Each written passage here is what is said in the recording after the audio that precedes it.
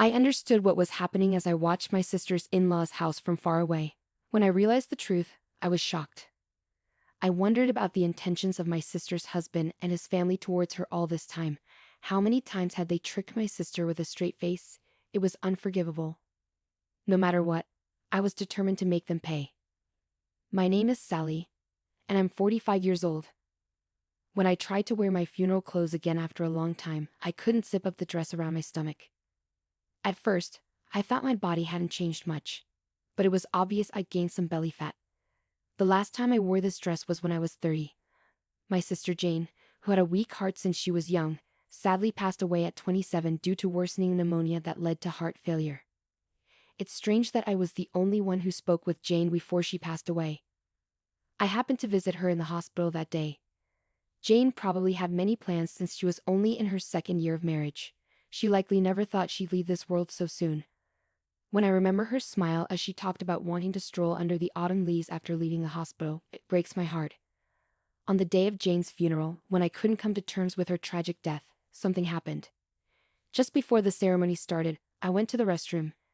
There I saw Jane's husband Bob talking on the phone in the nearby lounge. Yeah, once the funeral is done and Christmas rolls around, things should settle down a bit. Yeah, you're right. No, we should keep a low profile until the memorial mass about a year later. I don't usually listen in on people's phone calls, but this time I couldn't help but be curious about what they were saying. What does he mean by keep a low profile until the memorial mass about a year later? The deceased, he must mean Jane, right? The way Bob is talking, it doesn't sound like he's talking to a colleague. All of Jane's family is here at the ceremony. Who could he be talking to? Sorry for keeping you waiting. Yeah, I get it. No, the kid's fine.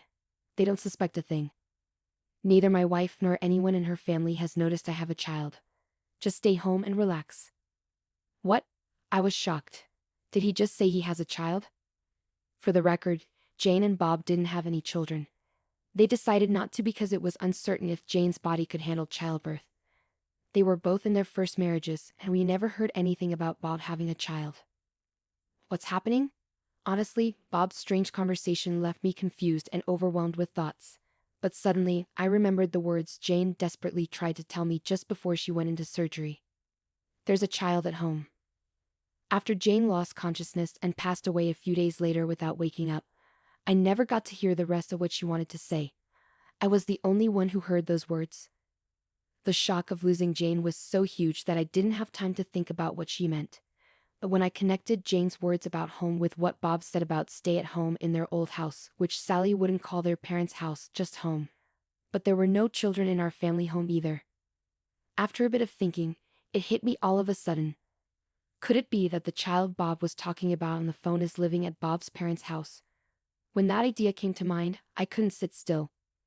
If that were true, I don't think I could forgive Bob. After paying my respects at Jane's memorial service, I was eager to test my theory.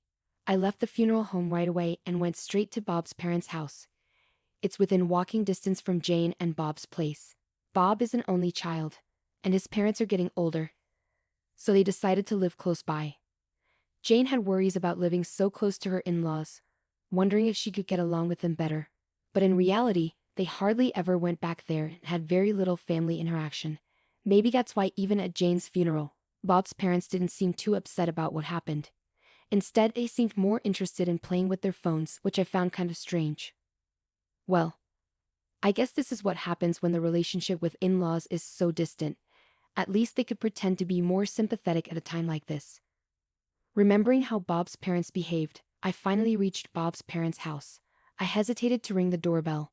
Everyone should be at Jane's funeral, so there shouldn't be anyone home. But what if someone did answer the door? What would I say? I still didn't have any proof of Bob's wrongdoing, and I wasn't confident about confronting someone without evidence. As I thought about this, I went around to the back of the house and peeked inside through a window that wasn't closed. I could see the whole room. Could someone really be in there? Just as my heart skipped a beat. Hey, stop moving. Look, stay still. Yeah. A child ran out into the yard, followed by a woman I didn't recognize. I instinctively hid and watched them from the shadows. The child looked a lot like Bob, with wobbly steps indicating he'd just started walking a few months ago. The woman seemed to be around Bob's age, and her eyes resembled the child's, making me certain she was the mother. Oh God, did Bob really cheat on my sister? When did this betrayal start? When did Jane find out? Even though my suspicions seemed to fit together perfectly, I had so many questions and didn't feel any better. Instead, tears started to well up. I'll never forgive him. I promised myself to make him pay for what he did to my sister. Later, I went back to the funeral home and attended Jane's burial in the churchyard. Even though everyone thought I left halfway through, when I explained that I couldn't handle the shock of losing Jane, they seemed to understand. I highly doubt anyone would suspect I went to Bob's house, but I was relieved that my sister's in-laws didn't seem to notice anything strange at all. The next day, I made up my mind to ask for a private investigation on Bob from the only detective agency in town. To my surprise, it was run by Jane's friend Layla, whom I remembered from the funeral. Layla told me that Jane had also asked for an investigation on her husband. After she requested the investigation, Jane got sick and passed away. Even though I have to keep things confidential, I think Jane would have wanted you to know, Layla said. With that, Layla shared the details and findings of the investigation Jane had requested. Once, even though they were engaged, Jane and Bob almost broke up. Bob got cold feet just 6 months before their wedding, saying he wasn't sure he could protect Jane, who had a weak heart, and he wanted some space. After a lot of thinking, Jane agreed and decided to distance herself from Bob. However, about 2 months later, Bob apologized and said he wanted to marry Jane after all, so they patched things up and went ahead with the wedding. After that, Bob worked really hard, even on his days off, because he wanted to buy Jane a house in the future. Jane talked about their relationship like everything was fine, like she was proud of it, so I thought they were okay. But I was wrong, Layla explained. In reality, right after getting engaged to Jane, Bob started having an affair with his childhood friend Nancy. They had dated before but broke up over a small disagreement. Even though Bob met Jane and got engaged, he still had feelings for Nancy. When Nancy reached out to him, those old feelings came back. To make matters worse, Bob's excuse about getting cold feet was a lie. Around the same time, Nancy got pregnant, and Bob was torn about whether to leave Jane and marry her. He even talked about it with some friends, but Nancy was firm in her decision. "If you stay with me, I won't ask you to marry me. But I'm going to have this baby," Nancy told Bob. Bob didn't want to break up with Nancy, but he also didn't want to tell his wife Jane about the baby. At the same time, he couldn't ignore a child he might have with someone he cared about. He didn't want Nancy to have the baby, but she was determined to keep it. Eventually, Bob opened up to his parents about the situation, only for them to say, "This will be our first grandchild, so let her have the baby." Bob's parents had always preferred Nancy as his partner since they knew her well from childhood.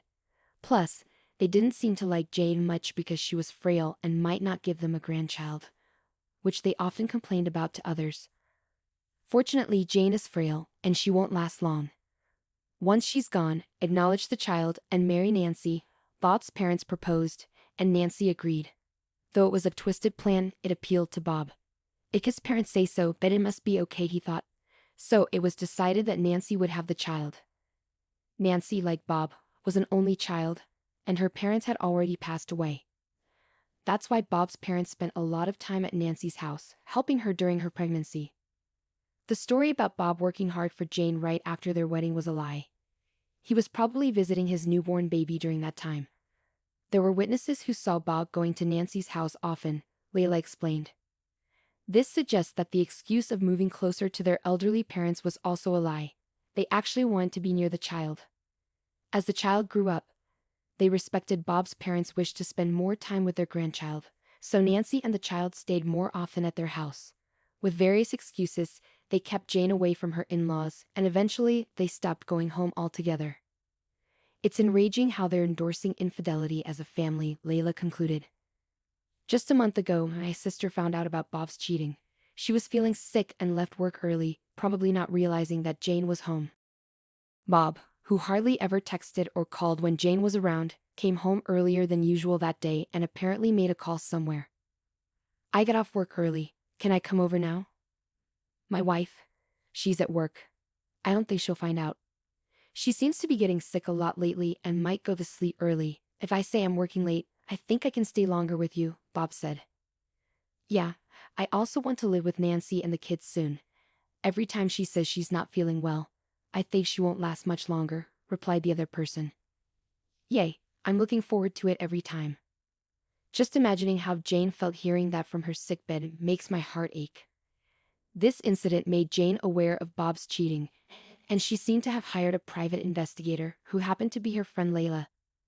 The investigation revealed everything, and just as Jane was about to confront Bob with a divorce, she collapsed and passed away. As Layla finished telling me all this, she lowered her gaze and said, Jane must have been heartbroken. I couldn't agree more. I wanted to avenge Jane's pain. I couldn't bear the thought of Bob and his parents enjoying having a grandchild while Bob planned to remarry.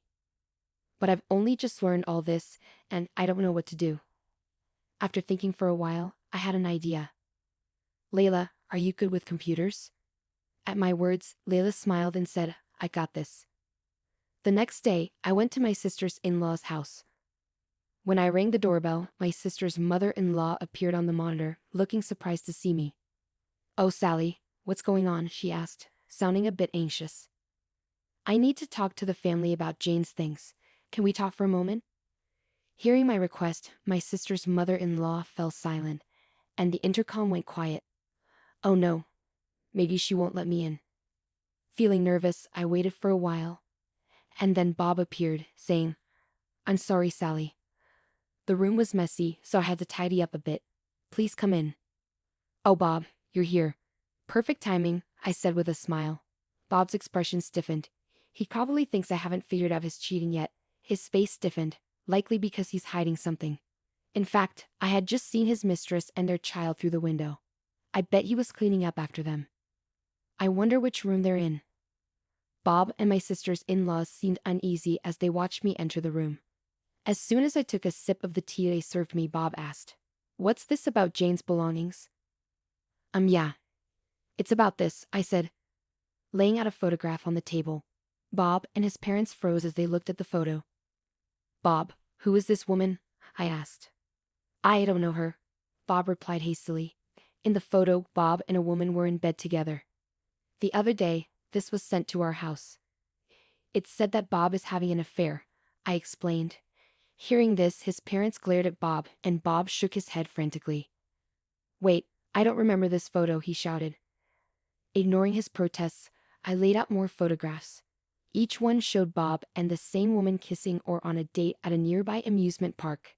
People who cheat don't usually admit to their memory lapses, do they? I said, feeling the tension rise. I'm used to it, my sister's mother-in-law sharply retorted. What are you implying, young lady? No. Mom, you've got it all wrong. I don't know anything about this, Bob protested. Then what's this picture about? Even though you have a child with Nancy, I immediately responded to my sister's mother-in-law's words. My sister's father-in-law looked guilty and said, Oh, you mean this child? And is this woman Nancy? I asked, showing a photograph of Bob holding a child. What? The entire in-law family was speechless, and even though Bob kept denying the accusation, my sister's mother-in-law slapped him, calling him a worthless son. Do you have other children too? She demanded. Please listen to me, Mom, Dad, Bob pleaded. But my sister's in-laws ignored Bob's pleas, scolding him for betraying their beloved grandchild. What nonsense bringing this here? The picture was sent to her house. I don't know much about it either, Bob exclaimed. I came here seeking clarity, but it seems Bob does have a child, I said, preparing for a confrontation. Bob was at a loss for words. But honestly, Bob was telling the truth. He doesn't have any other affair besides Nancy. I didn't plan to reveal this, as I didn't want to be accused of spreading false information later on. However, this picture is fake. It's a composite one that I had Layla create. I could have used a real picture of the child with the actual person Bob cheated with, but I chose a combined photo because of certain reasons. I planned to confront him by asking him about the child, but luckily, my sister's mother-in-law revealed the truth earlier than I expected. So, your quietness means it's true, isn't it? Earlier, your mom also mentioned something about a child and Nancy, I said while my sisters-in-law stayed still where they were. The note that came with the picture said these kids are being looked after in this house. That's not true. My sister's mother-in-law quickly disagreed with what I said. Are you sure? Of course, it's not true. Then show me all the rooms. Huh? Without waiting for their approval, I stood up from my seat and headed towards the room next door. Hey, wait a minute. You can't just snoop around other people's houses. Bob raised his voice. If there's nothing to hide, then you should show me. That's not the point. Then what's the issue? Well, without waiting for Bob's response, I ignored the attempts of my sister's in-laws to stop me and peeked into the next room. She's not here, I concluded, and then I went upstairs to the second floor. Despite facing obstacles and scraping my knee, it was nothing compared to my sister's pain.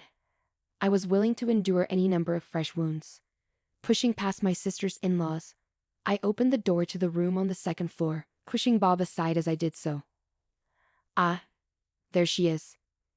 In the room, Nancy and a child were sitting on the bed. Well, who do we have here? It was a different woman and child from the ones in the picture. What's happening? Bob asked. At my words, Bob turned pale, and Nancy looked puzzled, saying, "A picture?" Yes, it seems like Bob here has been cheating while my sister was around. Look at this picture. As I showed the fake photo to Nancy, her face twisted in anger, and she crumpled the picture. What is this? You were with another woman. No, Nancy, it's not like that. Just listen. Nancy was furious, and Bob looked pale. Having gotten the proof I needed, I'd added, "So you were indeed involved with Bob, huh?" My sister's in-laws were stunned, unable to believe what was happening. Why? You told me I was the only one.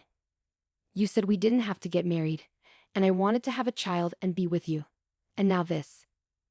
Nancy, there must be some mistake. Maybe it's a look-alike or Photoshop. What do you mean, maybe? You can't deny it completely. I can't trust you anymore.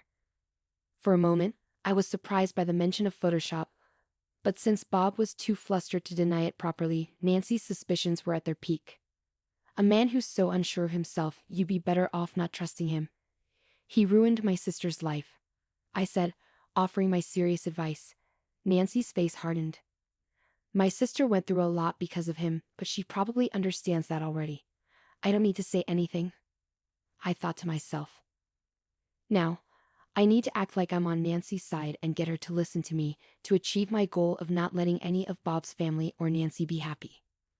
I understand, Nancy muttered. Wait, Nancy, I'm serious about you, I interrupted Bob's desperate attempt to win Nancy over. So you weren't serious about my sister, but you told her you were, even made marriage vows to her. Looks like you really are an untrustworthy man, Bob, I said. At my words, Nancy's face darkened. With a fake photo and everything, she seemed to start doubting whether Bob's words were sincere. Good. If you were serious, you wouldn't be cheating from the beginning. No matter what, you should stick to one person, I emphasized. As I stressed my point, Nancy's expression grew even darker. Bob's face turned ghostly pale. He must have sensed the growing distance in Nancy's feelings. We should break up, Bob. I don't want to be your backup option. After seeing that photo, I can't trust you anymore. I could handle being the other woman, but I can't stand the thought of being the third one, Nancy declared, tears flowing down her cheeks. Bob instinctively reached for her hand and pleaded, "Please, just listen to me." But Nancy pulled away, stating firmly, "I don't need you to acknowledge the child anymore. Just leave me alone." As Nancy left the house with her child, Bob's entire family was saddened by the loss of both the child and the planned second wife. Meanwhile, I felt a sense of victory inside. Later, I had Bob write a legal document officially ending his ties with our family, cutting off all connections. Additionally, he agreed to relinquish any rights he had to the inheritance left by my sister. My father, who is usually quite stern, heard everything from me and stormed into my sister's in-laws' home.